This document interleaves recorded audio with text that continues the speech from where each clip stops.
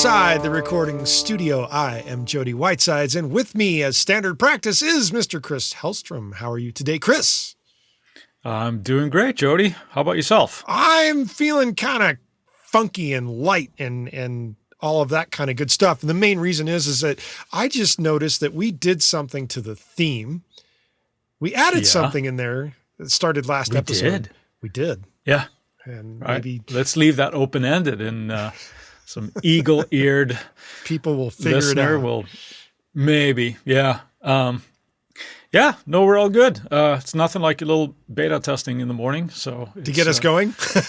Yeah, absolutely. Yeah. No, I'm good. How about yourself? You're all right, you said? Yes, feeling light and airy, and there's a reason for it, and I will explain it in the Friday Finds. So, with that being said, let's jump right into our episode today, where we're talking about you've received tracks to mix. Now what? Yeah, now you get struck by fear or panic, but you don't have to, because we're here to help you out. Yeah, it's an interesting, this was a listener, David, asked us about this, and the process to kind of go through, because that can be, what do you guys do? What when you sit down and you have these files loaded up, where do you start, basically? Yes, where do you start? Yeah. So where do you start, Jody? Well, the first thing that I'm going to assume when you ask me that question, and I am just being the mix engineer, is that I have just received a batch of multi-tracks that have already been comped and mistakes have already been fixed in.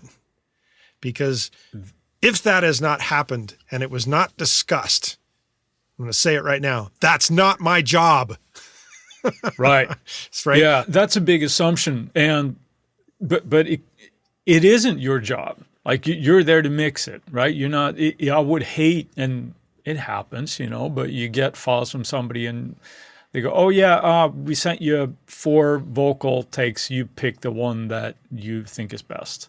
So, well, no, that's kind of like the producer's job, right? Or you as an artist, that's not what you're there to do. It's the editor's unless job. discussed. And yes, and the editor might be the producer, it might be the artist, or it's the combination of the two of them, or the recording engineer with them in the studio, obviously doing those edits with them if they're not doing it themselves. So yes, unless it's been discussed as being part of your job description in the mixing phase of things, that is not your job. And I'll just say that now.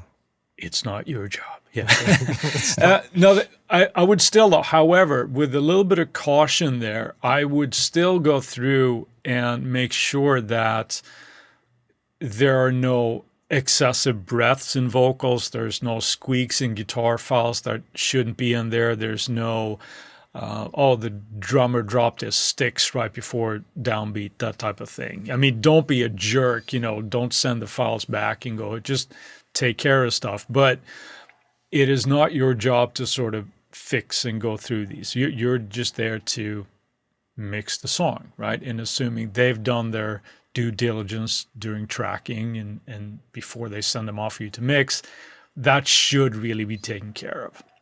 Or if it's not, it's an additional fee on your services. Yeah. And then you have to discuss that, approach the client. Look, having these issues with the files, blah, blah, blah. Is that something you want to fix before you send them over to me? I can do that for you. It's going to cost you X amount. Right. So, yeah. So you don't want to get, one of the things that I have learned over the years is that the unfamiliarity with the material gives you an advantage, because assuming that the artist, when it comes to mixing, they might have lived with these songs for 6 months or a year. They know exactly what's going on, but you have a fresh perspective on these so that you can have a different angle, and you don't have that, what I like to call like demo-itis, right? When you have these mixes during writing and stuff and you're married to a certain sound and everything else sounds weird. Correct. So that's how I like to cherish that, right? So instead of spending 2 weeks tuning vocals or comping or anything, that you lose that advantage. So that is an important step, I think. So let's assume that all that has been done. Step 1 for Mr. Whitesides, what do you do? pull all the tracks. Hopefully they're named correctly, as we have discussed in a previous episode. That you have, dear God, yes. pulling all the tracks that are hopefully properly named that they've been sent to you as into your mix template, provided that you are working with one. And get everything situated where your faders are all up in a position of wherever you tend to start with them. I tend to start with my faders at the 0 mark because it gives me some up and some down to go with. Sticking the files into your mix template and throwing the faders up so you can just hear what you have is the first step. For me is just to listen, and then listening through the song without making any adjustments to kind of get a visionary vibe as to where the song belongs in musical production space. That's a good way of saying it esoterically. Yeah. Big word points there, esoterically. No, I think that's a really important, and you can make a lot of, hopefully well-informed decisions at that point, because you're getting to know the track, and perhaps you knew before they sent you, look, we're doing this kind of track, or we're doing like a 80s throwback type of thing. But that's information that should be discussed up front. Right. Yeah. But yeah, just throwing the faders up and listening to what's there, I think it is definitely step one for me as well. And making those decisions on like what is going on with this song, what's the focal point in different sections of the song can do, half of the battle for you, really, right? You kind of have everything you do just listening. So you mentioned discussing these things with the client. That is, I've actually mentioned that in an older episode where I hadn't had the proper discussion with the client. This had some twists and turns to this project, and I was continuing as normal, right? Everything had been going swimmingly. Let's do the next song. And that's when I got that feedback and they go, hey, can we, on the toms here, can we think a little bit more Fleetwood Mac and less Def Leppard, right? So I can speak from firsthand of that. It is important. And it's like, that's not the same. That's not the vibe you had intended for the song. So discussion with a client up front is obviously really important. Yes. And what goes hand in hand with that is figuring out the style. And you briefly mentioned that in that little speech of understanding that something went wrong with communication on a client. So knowing where their vision lies and how it lines up with the vision that you're hearing in your own aspect of ear candy is a good thing to do. Once you get levels right, then step 2, where do you tend to go? Well, that's not even levels. That's just the listening aspect, right? Right. But you're kind of pushing up faders. So do you then, at second pass, so to speak, do you then start moving faders when you think, assuming everything has been reasonably gain staged, that everything sounds sort of more or less neutral when they're at if you have your faders at unity or whatever, do you immediately start moving levels? Do you reach for automation at that point, or are you just getting general moves? I'm guessing it's the latter. It's the latter. It's a general move. It's a level situation of like, how loud do I feel the drums need to be in relation to the vocals and the bass and the guitars and the synthesizers and anything else that may or may not be in the track. So the more stuff there is to work with, the more things you have to think about in terms of where's the general level of everything that you're at with instruments. And obviously everything most of the time serves the vocal. If it doesn't and there isn't a vocal, then you're just serving what is the main element of interest at any given point in time. So that's a general level setting thing, and I don't really reach for the automation at that point. Right. No, I do wholeheartedly agree. That's a little bit too premature to kind of get into those fine moves. You just want to kind of get a decent foundation. A few different schools of thought on this, and I'm assuming, or I'm curious to what your perspective on it is. Do you tend to start with the vocal first and then sort of build everything around that? Or do you start with drums? Do you start with a certain foundation, or does that change? for you? More often than not, I am starting with the drums and the bass, the rhythmic foundation of what is going on. And I've always got this back of my mind, back burner of the stove concept of don't forget that vocal's coming kind of thing. Right. So I always have that in the back of my head that you're serving the vocal, but I really like to get a fine tune on the rhythmic foundation of what's going on with the song. And generally that's going to be the drums and the bass. That's a general thing. It's not always 100%, but it's a general thing. And so that's where I tend to start. And the reason also for that is that the low end can be rather tricky when you've got everything going on. Yeah. When you're concentrating on things that are the rhythm, which is a little bit more spacious most of the time, and the bass and how it locks in with the kick drum and everything, it's a little easier for me to lock it in when I'm dealing with those two at once.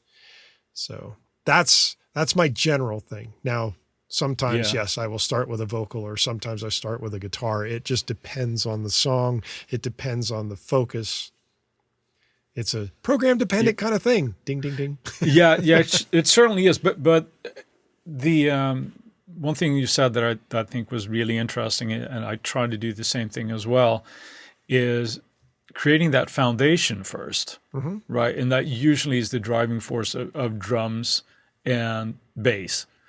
And I would almost argue that in certain styles it becomes even more important. Let's say that you're in the hip hop world or something, where it's a lot of it is just about the beat, right, and the groove, and certainly in like EDM, something like that, where that low end foundation is really, really important.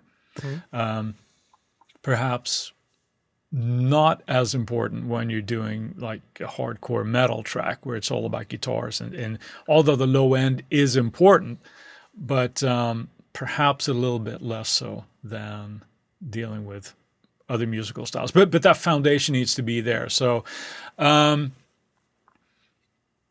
next step, what do you do? When you have that, let's say that you've got your drums and your bass and the low end foundation, what do you kind of sneak in next, or what do you focus on next? Instrument wise? Yeah. Guitars. Or do you go for vocal at that point? No, at that point I move on to guitars, generally speaking, and create the spatial relationship that they have with the rhythmic foundation. And then I tend to add whatever synthesizers or orchestration parts or anything else that kind of moves into that realm.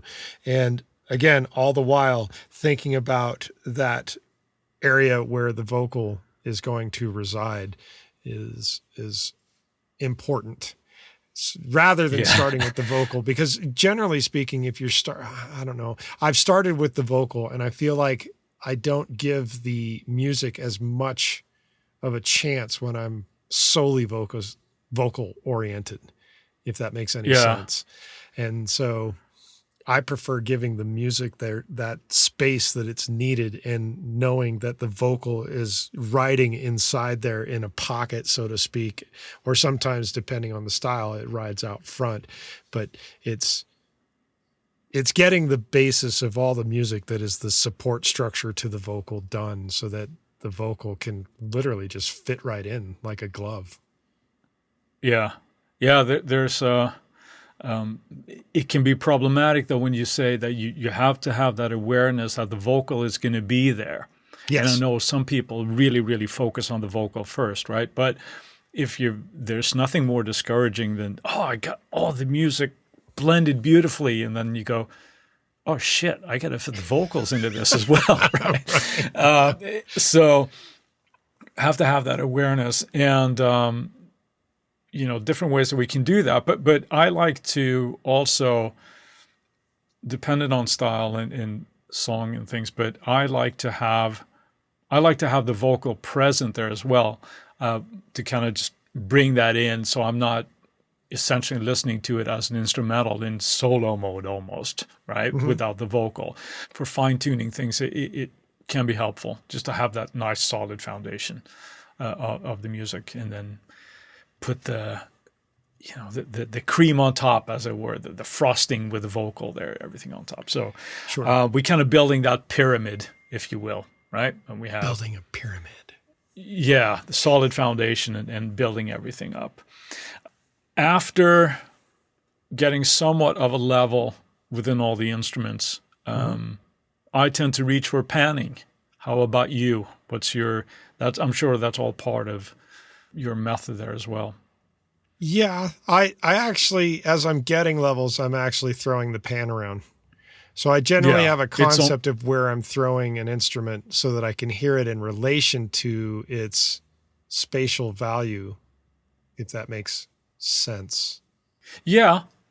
The perception of an instrument will change drastically if everything is just up the middle, right? Because not everything is fighting for the same space. So by just panning something, whether it's hard left or hard right or somewhere in between, the perception of that instrument will change drastically, and it may or may not have to be as loud in the mix. So by simply, pulling it to the side can obviously shift focus to it. That sounds so obvious when you're saying it, but it is a big deal, right? Yeah. It is. And the methodology for panning also, I don't subscribe to what some mixers will do. And Which that is they keep everything center or hard left or hard right in terms of their pan. There is no middle ground between a CLR. There's no middle ground between center, left, and right. And for me, there is a whole lot of space that is utilizable by avoiding things of that nature.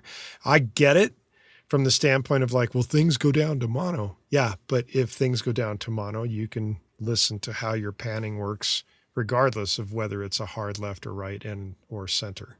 So those are little things that I find different, because to me, putting something slightly off to the left instead of hard left, or putting something slightly off to the right, or maybe some kind of skewed version of a left and right compared to hard left and right, provides more interest, especially if you're moving things around at different sections of songs. So guitars in the verses might be panned at like 1 and 11. But in the choruses or the pre-chorus, they might move to 3 and 9. By the chorus, they might move to hard left, hard right. So it gives more sense of movement over the course of the song and provides, in my mind, in my ears, more movement. How about you? Yeah. No, I agree. I absolutely agree with that. And I tend to do the same thing.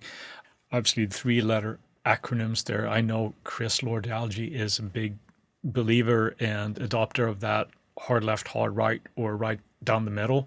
Mm-hmm. And it's obviously hard to argue with his results, right? Just imagine how successful he would be if he didn't do just that, right? Right.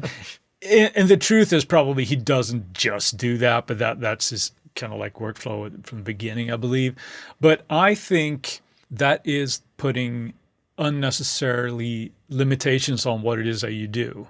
Because I'm a big fan of, just like you're saying, you have guitars perhaps moving in the stereo field to create interest, even if it's just a little bit. It can make, when the guitars pop out hard left and hard right, it obviously widens up the song, assuming it's a guitar song, right? But if it's synths or whatever it happens to be, or background vocals, whatever, it adds that part of interest, but also little ear candy stuff where it's a vocal throw or it's a little percussion line or something to place those anywhere in that stereo field. To my ear, again, at least adds width and interest to what it is that you're listening to. I wanted to ask you, collapsing into mono, is that something that you have adopted and you're actually using in your workflow when you're mixing? Do you check your mix in mono? Yes. Or not? The answer to that is yes. Yes. All right. I do. All right. Fair enough. I probably should. Part of the reason too is I always think about how something is going to collapse down because you don't know what the end result is going to be heard on. That's part of the reason why I'm checking things in mono. And I have on my monitor switcher where I can switch between monitors, there's a button right on it. This is mono. And it's just really easy to flip right over, click, hit it, hear how things are going to collapse down, and then click, unclick, and be back into the stereo end of things, which is, it's just a quick, easy check. And if something gets drastically out of whack, then I know that I need to do something about it. If it's not drastically out of whack, I don't worry about it. And with that, we're going to take a quick break for a word from our sponsors. And moving on, Chris, what is the next thing you would tackle on a mix? Now I start thinking about EQ moves and compression. And ooh, that sounds so powerful. Isn't it though? Yeah, I feel very powerful at this stage. No, at this point when I start getting, my levels right, I start feeling like I have a better idea of what I might need to do. Mm-hmm. And an important lesson that I had to learn, and I suspect you as well, and probably most of our listeners also, was that you don't need EQ and compression on everything. It's a very easy thing now that we have all these wonderful tools. Like, okay, well, I better start inserting an EQ and compressor on everything. I was like, do you? Well, did you really listen to tools? I might as well use them.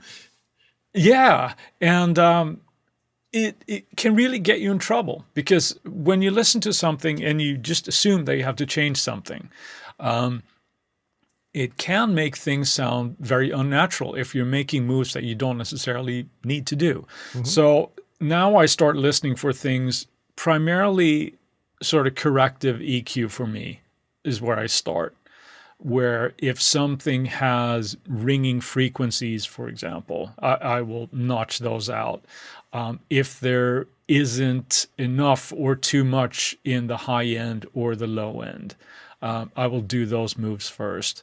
And then again, listen, what is going on? Do I need to apply compression at something? And if so, why am I doing it?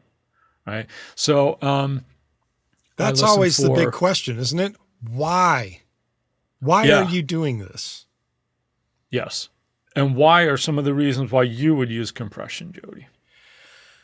Why indeed? In terms of EQ and compression. Because I got all these plugins and I want to use them. Yes, because there's so many tools. There's so much fun to use. So essentially, the answer to that question is, if something is feeling out of whack, or I feel like its spatial relationship is not sitting correctly, that's when I'm going to start. When you say spatial relationship, what do you mean? Well, compression can help bring up the space of an item, mainly because you're raising a noise floor and you're lowering the supposed amount of actual peak volume going out. Depending on how you use that compression, you can change the quality of the spatial relationship of what is happening between instruments. And whether an instrument needs to be its own space or a part of a group space also determines how I'm going to use the compression. And it's the same sort of thing when you're going for, like, as I said, starting off with drums and bass.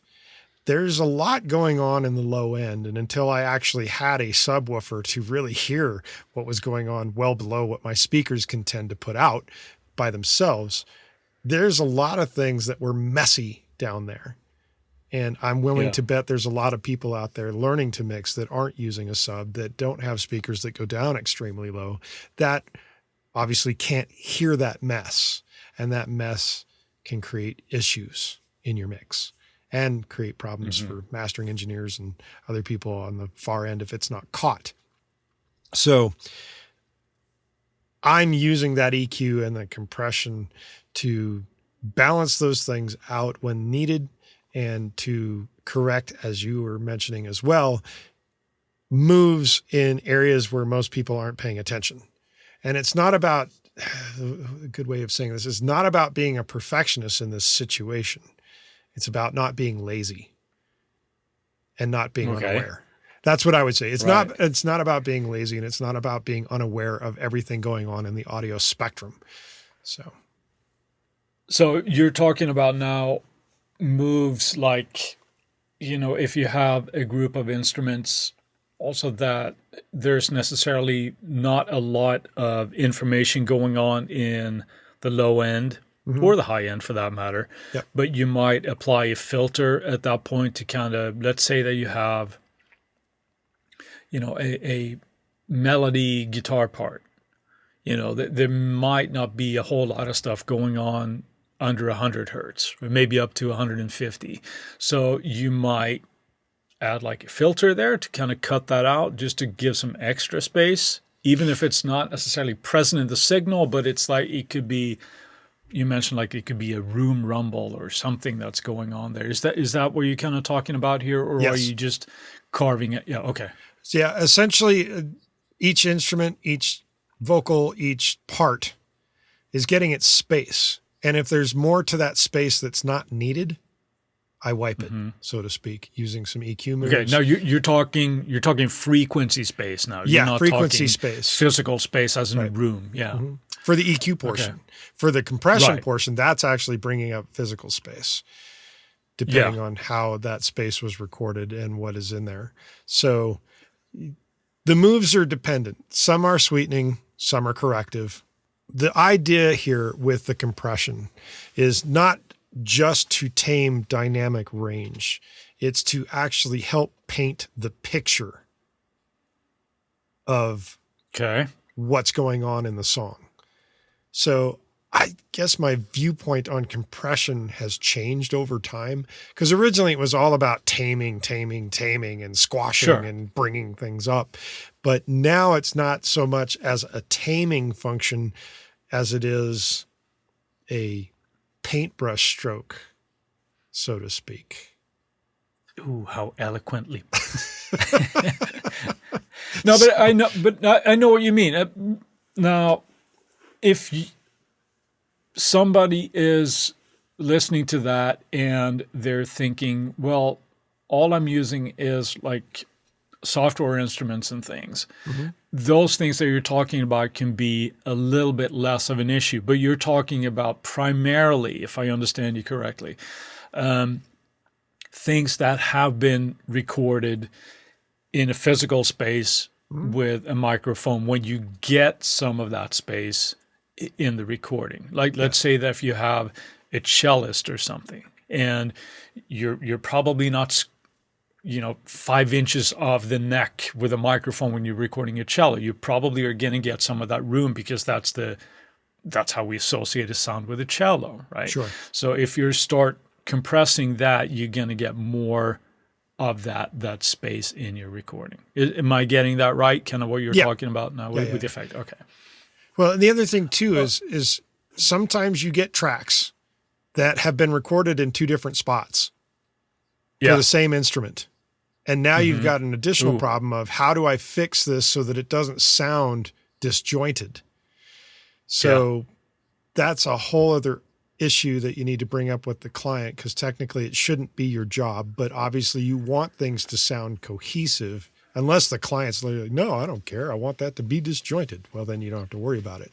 However, when it's disjointed, there are things that you can do to remove as much of the sound of the extraneous room as you can, and then hopefully match the sound with what is the desired spatial value. Right. So, but that gets into a whole different area, and we probably shouldn't delve too much further into that on this. Yeah, no, we could probably talk an hour about just that, right? But yeah. Right. But to answer your question about the compression, when I mentioned painting it as a paint stroke, or using it as a paint stroke, it's more of an effect than it is like squashing dynamic range. Yeah.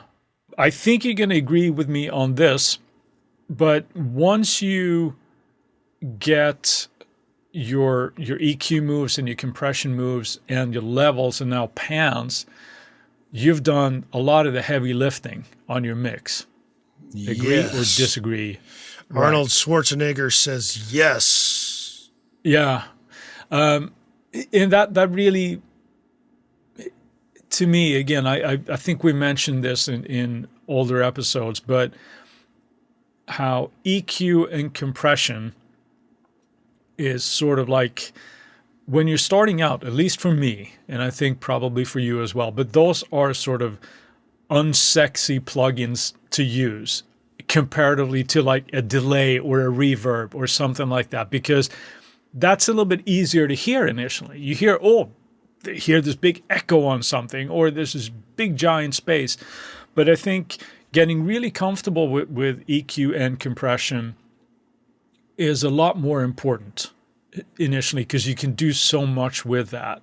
And that should be your first call to action, I think, when you're starting with a mix. And only, again, if the tracks need it, right? And I think that is a really important distinction to once again make.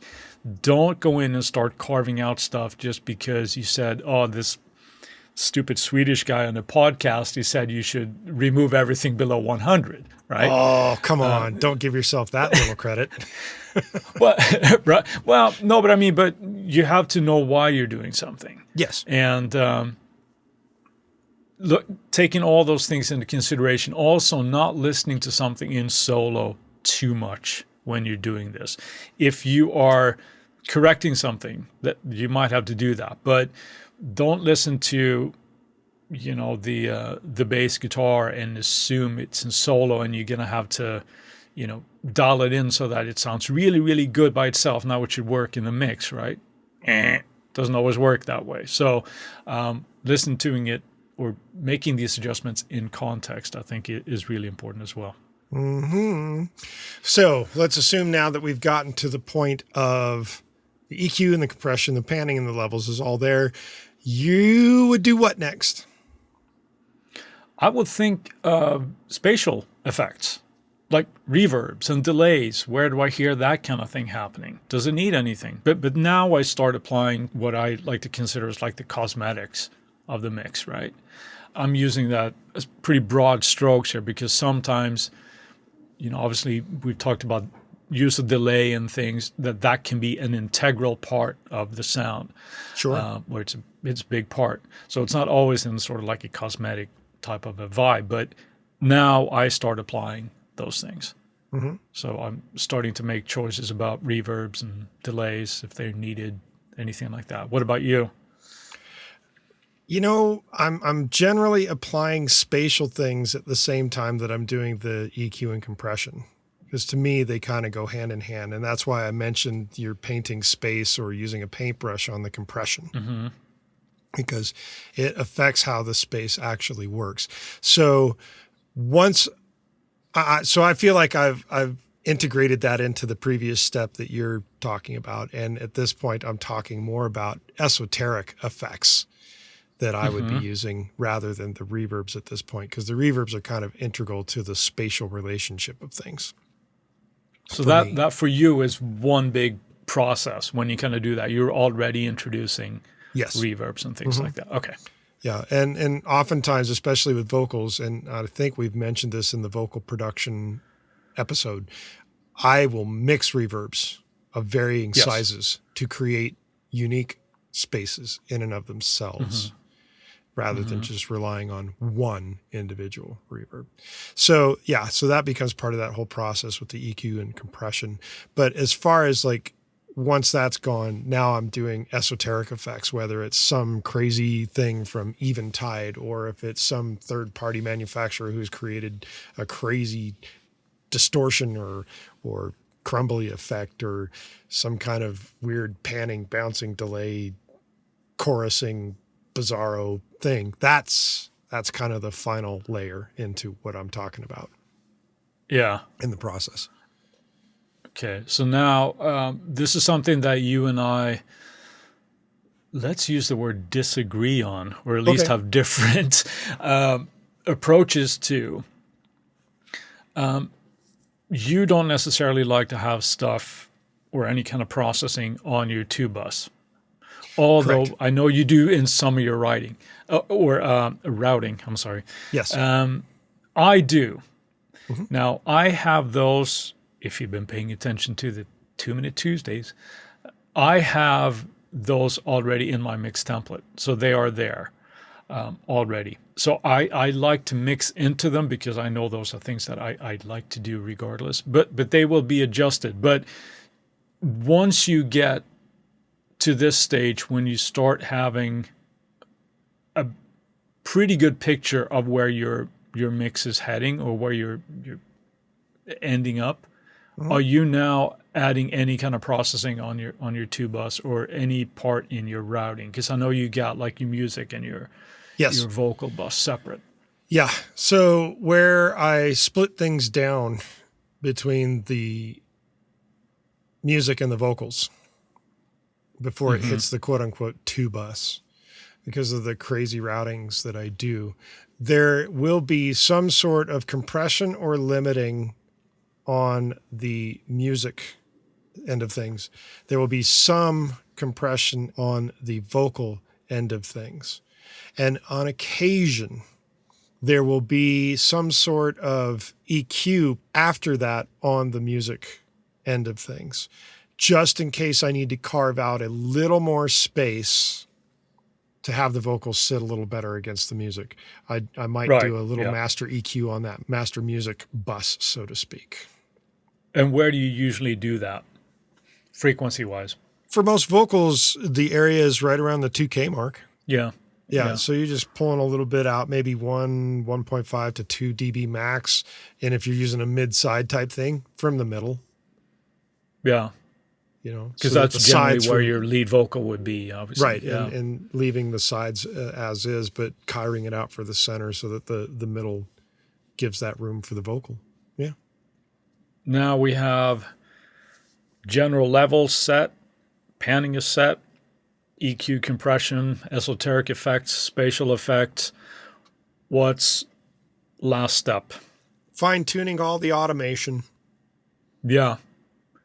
And at what point do you start doing automation moves or making automation moves in your DAW? Is it once everything is kind of there, or is that sort of going on through the process? More often than not, it's after all of what you just mentioned.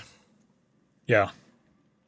Yeah. I But agree. sometimes it happens in the middle of the workflow. Like if there is extraneous noise on a guitar part or an instrument of some sort that's farting, or there's odd noise that doesn't belong there, I will do an automation mute or a volume ride of some sort almost immediately. If there is an issue with levels being really far out of whack, I will do an automation ride as I'm doing the levels to make sure Yeah. that they stay relatively close to where they need to be. Right. Yeah. Interesting that you bring up you would do a volume ride or an automation ride if there's noises, because I tend to be Well, a I'll little do bit a more mute. heavy-handed. Yeah, I can Well, do a mute, yeah. but volume rides Right. depending on what's happening. Right. No, because, yeah. So, but now are you talking about during the performance, or are you talking about in between lines? Because I tend to be really heavy-handed with that. If there's, let's say, again, it's a guitar player moving their hands across the fret before a take or something, I will hard edit that out. Sure. But you would more often than not go for a mute automation type of thing, or? Well, either using the mute function or a volume ride or maybe a de-esser for what you're talking about, so that the live aspect of it is still there if it's needed, but just not quite so in my face or in my ear kind of thing. So Yeah. No, I don't I'm like to talking strip all the humanity out of it unless it's Oh, necessary. I don't like any humanity in any of my music. Well, you're a Swede, so what do you know? Yeah. The distinction I draw there is whether it's not necessarily like a human error, or if it's just noise. It's somebody trying to, keep the strings quiet, but before they take, they lift their fingers off and your strings go boink. That kind of thing. I would get rid of that, as opposed to thinking of that as being part of the performance or making it human. But that's just me. It depends on what kind of track it is, obviously, and all this kind of stuff. But Yep. And with that, why don't we move into Friday Finds? And Chris, what you got? I got something from Eventide that every time I use their stuff, I'm like, oh my God, this is so good. But I was recording a big project for somebody here where I was tracking guitars and bass. And there was one track where I had a reference track when the client goes, look, I want it to kind of sound like the demo guitar. And I kind of recognize that sound, at least in the ballpark. I go, I know that sound. That's crystals from Eventide.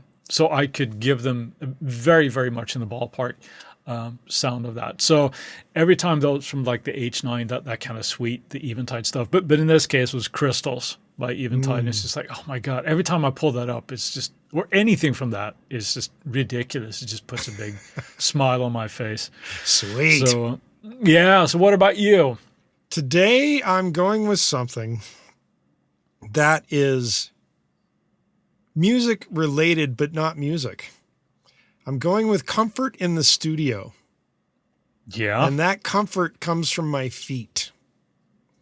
And my feet are very happy because they've just found a pair of shoes where you've may or may not heard about them. They're called Allbirds. Okay. And if you've heard about Allbirds, you've heard a lot of hype about Allbirds. The hype is real. That's all I can say. Okay. The hype is real. And I highly recommend them. They're super comfortable and they're insanely light. So Allbirds is my choice of this week for comfort in the studio. And that's why you feel light on your feet today. Exactly. Tying it all back to the very beginning. So I stick the landing. You did it. You did. So while we've got your attention, we would like to ask you to go to the website to leave us a review. And the particular page is insidetherecordingstudio.com/review. And as an extra special little note, if you do it on the link that says Podchaser will actually donate 25 cents to the charity Meals on Wheels. So if you do that, let us know, like email us and let us know you've done that. And then we can go and respond, and they'll donate an additional 25 cents to Meals on Wheels, which is pretty cool, I think. In addition to that, if you go to the website, insidetherecordingstudio.com, you can sign up for our email list. You'll get weekly reminders about the Tuesday tips, and we'll make sure that you don't miss any future episodes of what Chris and I are yabbling about. Plus, if you're on the email list, when we do giveaways, you're automatically enrolled for the giveaway. How cool is that? And if you send us an email to goldstar@insidetherecordingstudio.com with the word mixer, you will likely get something very cool back in your inbox. If you have a topic of suggestion for Chris and I to talk about in a future episode like today's topic, which was suggested by listener David, contact us at our contact page and we'll put it into consideration for a future episode. And with that, I'm going to say, see you next week. Have a good one, Jody.